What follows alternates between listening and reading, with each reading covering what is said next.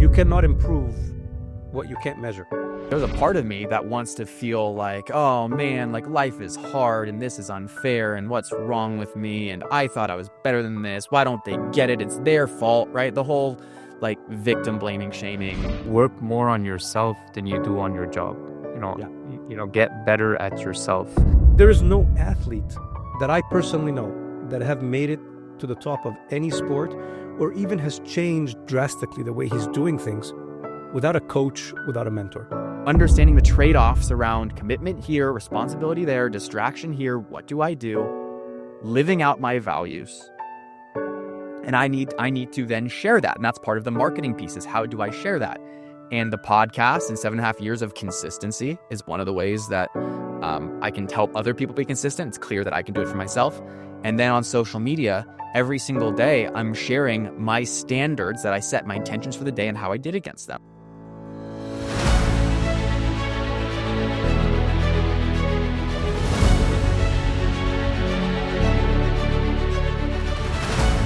Welcome to episode and Stars in Our Sky. We have a star amongst us today. We're really excited.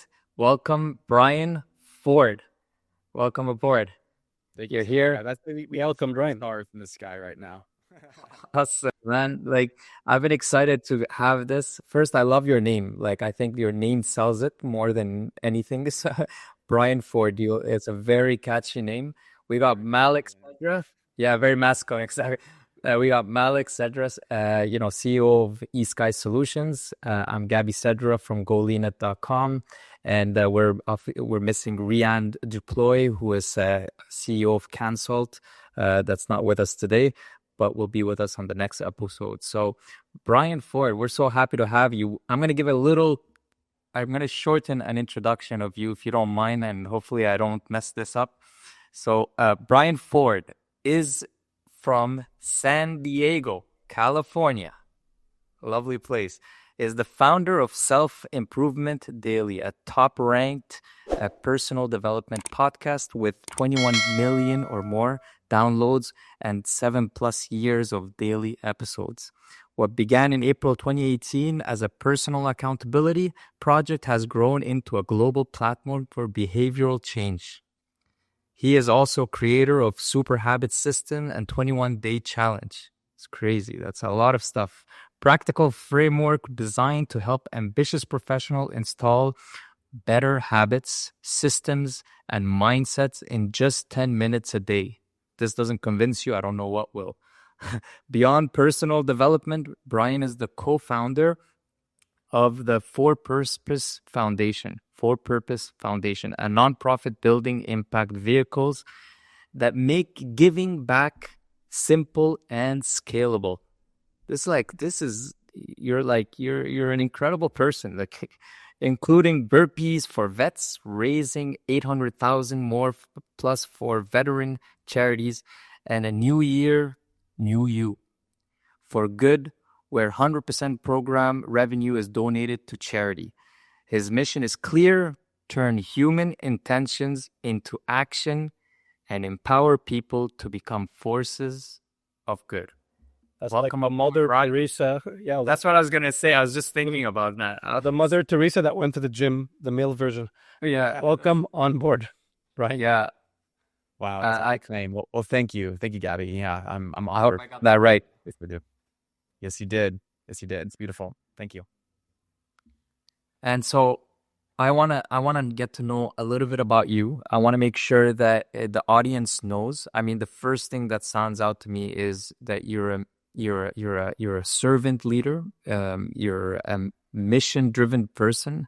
You're purpose-driven, and you must have had challenges along the way. I mean, I could see that you developed yourself into something that is incredibly, forceful, and you try to encourage other people to grow. But where does that come from? This podcast is sponsored by eSky, a revolutionary AI-powered state-of-the-art learning management system for small to mid-size enterprises. Yeah, no, I think challenge is relative. Everyone has their own version of challenge. Mine is probably on the easier side of things, to be honest. So my background is I was raised in a lot of privilege. Newport Beach, California, you know, the TV show, The OC, right? They, I don't know, it was my rival high school was featuring that, right? It wasn't quite like that. And that wasn't my upbringing, but that was the environment I was raised in where I, would turn 16, I got a car. Anytime I struggled in school, I got a tutor. I was expected to go to a 4-year college. I just, I didn't have to get a job in high school, right? All of these different things that were part of my upbringing weren't normal, and I thought they were. And it's kind of when I left that environment and went to college, I excelled in school and sport. So I played Division I soccer at UC Davis. And when I got to UC Davis, I met my teammates and I realized that they came from very different backgrounds, and that kind of opened my eyes to the fact that, oh, wow, like the platform that I have, the privilege that I have, the opportunity that I have, that's not something that everyone has. And it really kind of turned my awareness into, and what can I do to be able to support others who don't quite have the same? And that's a testament to the very generous household I was in. Yes, it was a lot of privilege. It's also very generous and, rooted in really good family values and just philanthropy values. So that's kind of what got me into, being that type of person. But in terms of challenge, right, man, I'd say I didn't really have challenges growing up. Like, yeah, of course, everyone, you're a teenager and life is awkward, but it wasn't until I actually left college that I really had my first look in the mirror, what am I doing kind of moment. And that's because, like I said, I was a team captain and I was a scholar athlete of the year, and I built a community service platform for the university. Like, I was on the fast track. Everyone's like, Brian Ford is doing great things. He's changing the world. And I didn't have any reason to believe otherwise. I was naive, and that I was this 1.1% change maker, and that I was just on the fast track to being Mother Teresa, as you describe it. But of course, not to that extent. And that was until I left that environment and I got my first job. First job was in medical device sales. It was a career position right out of college. I'm 23 years old. I'm making 6 figures. I'm in a job that people are hustling for years and years and years to get into in the industry. And it's just handed to me because of a lot of the opportunity I had and the ways I was able to excel. But in that role, I was average. And for the first time in my life, I was like, wait, but I'm the guy. I'm super smart and I'm super hardworking and I'm happening. I'm making it happen. And it wasn't good enough at that point. I was average. And so that sales is a tough sport. Sales Yeah, is a tough sport. especially the type of sales I was in was medical device. I was literally trying to convince orthopedic and neurosurgeons to change the way that they operate. And they'd been in their practice and habits for longer than I'd even been alive. So it's like, here, check out this white paper, just do technology. But they're like, who are you, kid? Like, I've been doing this longer than you've been alive, right? So when I got average, right, when I kind of experienced that, that's when I really leaned into the personal development side of things. And that was my response to the challenge. Instead of kind of cowering and being victimized by, oh man, that's not fair, I fortunately had enough mindset resilience and characteristic from sport and from my upbringing to say, okay, cool.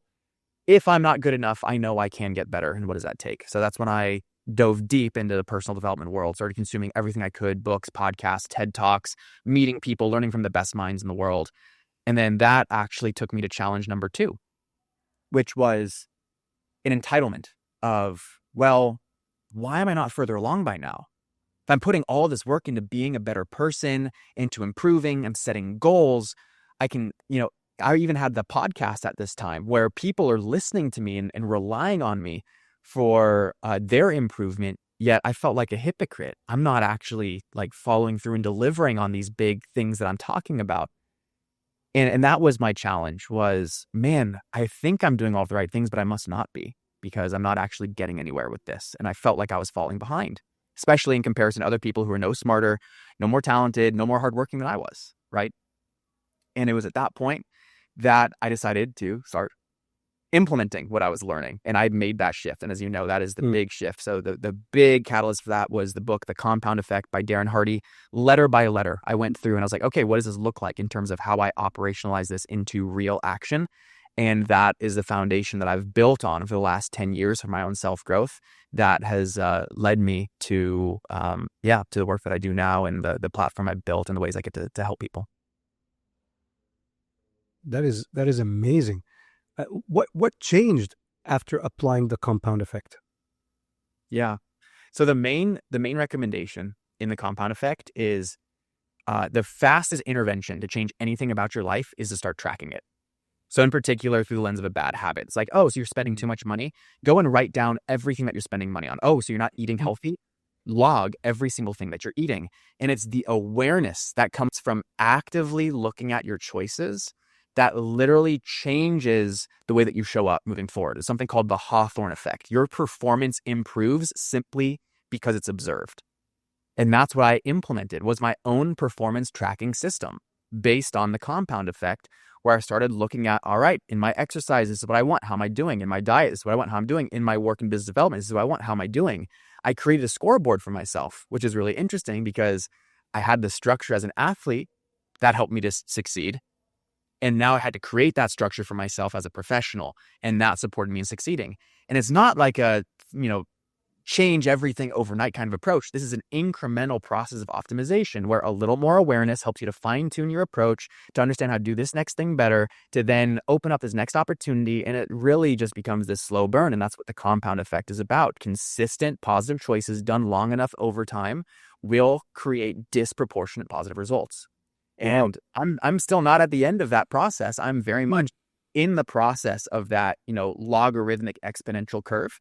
And but there's no end in sight. It's my operating system now. And so that's what it did for me. Can you add to this as well? Because you talk about I was going through your profile as well, and you were saying cause and effect, and we use this term often with our workshops. We usually associate it with the processes and operations and just to improve operations.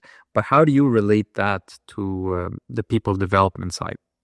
Oh, it's everything. It's a law of the universe, right? Like, cause and effect is a central understanding to our own agency, right? You just think about results, right? Results are the ways that, and I define it this way, results are just the realities that we experience, right? So a result is to lose weight. Now our reality is we're carrying less weight. Our result is to grow our business. The reality is now there's more money flowing into our bank account, right? Results are just realities. So what we need to do is think about, well, how do we create those realities? What is the mechanism of that? Well, action and the actions of others, right? There needs to be some form of intervention that disrupts the way that things currently are to reshape them into the new reality. So with that in mind, there is this relationship between what goes in and what comes out, the cause and the effect, the inputs and the outputs, right? And part of this conversation around having agency is you take 100% ownership of your life, meaning that the results that are manifested or created from your activity are your responsibility, meaning that all of the inputs that go into that, you have an ability to influence those. And I know there's certain things that are outside of our control, but there are things within our control related to those things outside of our control that we must accept are our part in those things. And that's where cause and effect is a real principle that is critical for us to understand if we want to actually create those results. Cancel.org, redefining global consulting, delivering world-class solutions through proven methodology, measurable and sustainable results. I was looking for the actual quote. I couldn't find it, but you're aware that everything you've mentioned is the core of engineering. Oh, so as a very, and Ryan, you're an engineer. I'm telling you, like I feel like you've taken engineering principles. So as a very simple aerospace engineer, our idea was always, and that's the quote I was looking for right now, you cannot improve what you can't measure. Yeah. That was just the rule. So whether it's in mechanical engineer or what Gabby does, which is industrial engineering, if you want to improve your factory's output, the first thing Gabby will do when he walks into a factory is start putting visual metrics and tracking. And I love the fact that you've done the human engineering. So now you're taking, I think, what I understood from you, right? Like he's a human engineer, basically. How to engineer your self-improvement. So Totally. In Gabby's Go Lean It, like their slogan is incremental change. You don't, you do incremental change. As long as today is better than yesterday and the day after is better than today, then at the end of the year, you're going to have millions of dollars in savings because you've had incremental changes.